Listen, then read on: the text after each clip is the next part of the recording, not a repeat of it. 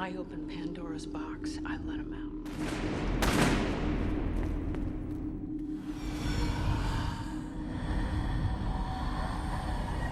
Written and directed by John Carpenter, one of the most influential directors of all time, Ghosts of Mars is a peculiar horror film that led to his decade-long hiatus from filmmaking. Do you think there is a definition of what a John Carpenter movie is? That's a really good question. I think there's probably an essential John Carpenter movie in the way that I tell a story and the kind of characters that I like to tell stories about. Enamored with cinema from a young age, he started creating movies prior to high school. Success first came with 1970's The Resurrection of Bronco Billy, a short film he co-wrote, edited, and even composed music for. After winning the Academy Award for Best Live-Action Short Film, he had his foot in Hollywood's door, but it wouldn't be long before Hollywood had its foot up his arse.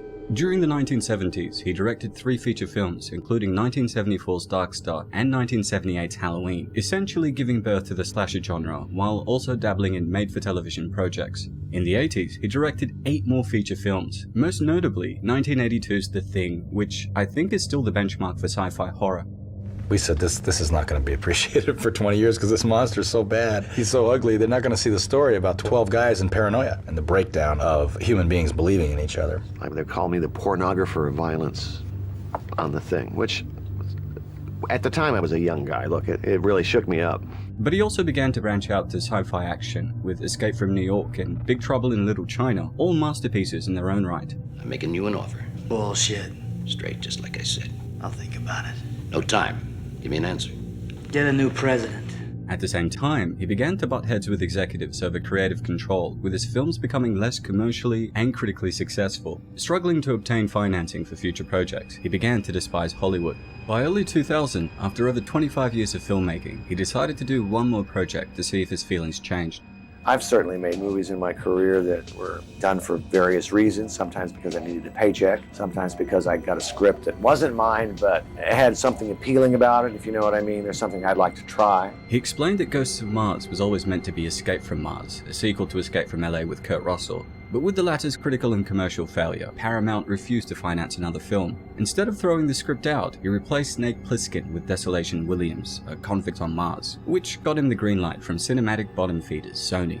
I've been lucky enough to have my name associated with my movies. One day I will be gone from this earth, and I want somebody in the future to look at my movies and realize they're mine. They may be screwed up, and you may not like them, but they're my movies. It's the late 22nd century, and humans are living on Mars. With terraforming nearly complete, the planet is run by a matriarchal society and is occupied by over 600,000 colonists, spread out across a variety of outposts, mines, and research facilities, connected by an expansive network of trains. Natasha Henstridge's Lieutenant Melanie Ballard arrives at the first human Martian city as the only survivor of an extraction mission gone wrong. Sent to the Shining Canyon mine outpost to retrieve a dangerous criminal named Desolation Williams, but returning empty-handed and without a crew, the good cop with a bad addiction is forced to recount what happened to a governing council. Where's the rest of your team, the prisoner you were sent to pick up? What happened at Shining Canyon? The movie starts off with an ominous tone and establishes an interesting premise with a bit of mystery, and there are some cool world-building elements that help establish the setting, from the breather devices to the concept of time dilation. Through a series of flashbacks and flashbacks within flashbacks that don't always make sense, Ballard recounts her mission. Accompanied by Commanding Officer Helena Braddock, Sergeant Jericho Butler, and rookie officers Kincaid and Descanso, she arrived at the mine to find the town deserted. Where is everybody? Yeah, Friday night the place should be packed. I mean, a whole 12 hours before sunup, and there's money to burn, whores to f***, and drugs to take. Investigating the jail, Braddock discovers a trio that have sealed themselves into one of the cells, while Ballard and Butler find Desolation and a number of disoriented miners. After being attacked by the miners, they band together and Ballard is forced to shoot and kill one of them, causing their violent affliction to be passed on to another. It was almost like she was possessed, like there was some kind of force inside her. Chasing one of the feral miners to the edge of town, Butler also discovers a row of severed heads mounted on spikes, including the head of his commander, and a large group committing horrific acts of self-mutilation and ritualistic executions.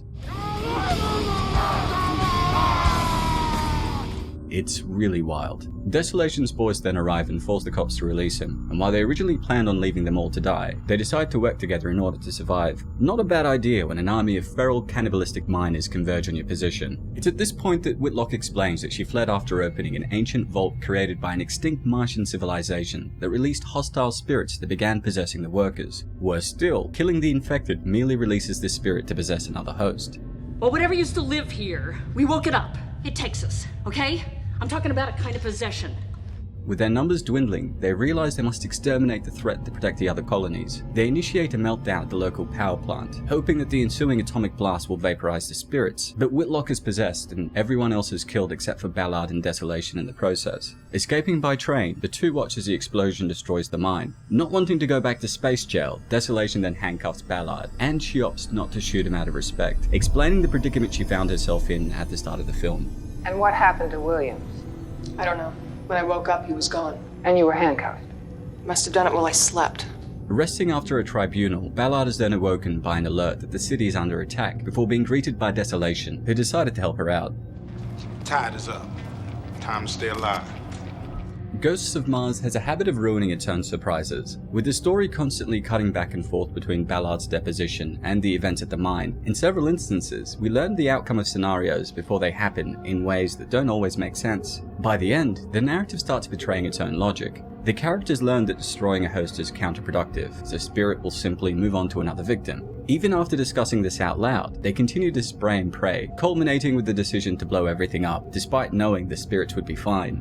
Given Ballard's hallucinations and the fact that the information we get is what she tells the council, all derived from flashbacks and flashbacks within flashbacks that have information she could not have possibly known, this might all be a grand delusion, explaining how discordant everything feels, but we're not given any narrative markers to indicate this is the case. Melanie!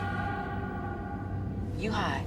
Natasha Henstridge gives a decent performance as someone who doesn't really know what's going on, given her character's addiction and hallucinations, and Statham embraces Butler's affable arrogance. But you can see most of the actors don't want to be there, something that they and Carpenter have admitted in subsequent interviews. Ice Cube provides some levity, but considering Carpenter had written Desolation as Snake Plissken, his character lacks playfulness and takes himself too seriously. It's a thin line between a cop and a crook these days. Barisha and Descanso mostly stand around waiting for something to happen, and man did they waste Pam Grier. It just feels like the casting was off, and it was. Statham was actually supposed to play Desolation and was Carpenter's choice, but due to being relatively new, Sony pushed for Ice Cube. It's not the first time they've made a mistake. For more on that, check out my video on Morbius. I love the original score, which blends futuristic synth and heavy metal. Composed by Carpenter, with help from bands like Anthrax and Buckethead, it adds a weighty punch, but these hits often come at the wrong time. Scenes that should be creepy and unsettling are accompanied by unhurried, pulsating metal riffs, while some of the climactic scenes are drowned out by wailing guitar solos. The action is undeniably energetic, but the awful fight choreography prevented me from taking it too seriously.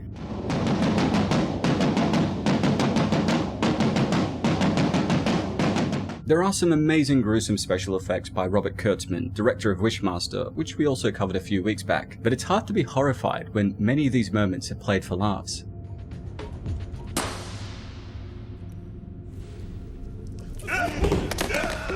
That's what you get, dumbass. All the elements of an exciting Carpenter film are here, but it lacks the connective tissue to bring them together cohesively. It tries to embrace the schlocky fun of In the Mouth of Madness, The Thing, Vampires, Prince of Darkness, and pay homage to Escape from New York, but lacks the magic and creative love that made those films so endearing.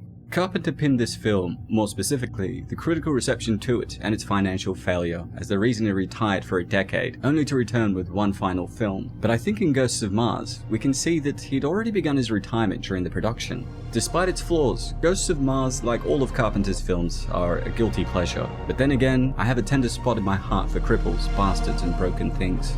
If you ever want to come to the other side, you make a hell of a crook. You'd make a hell of a cop.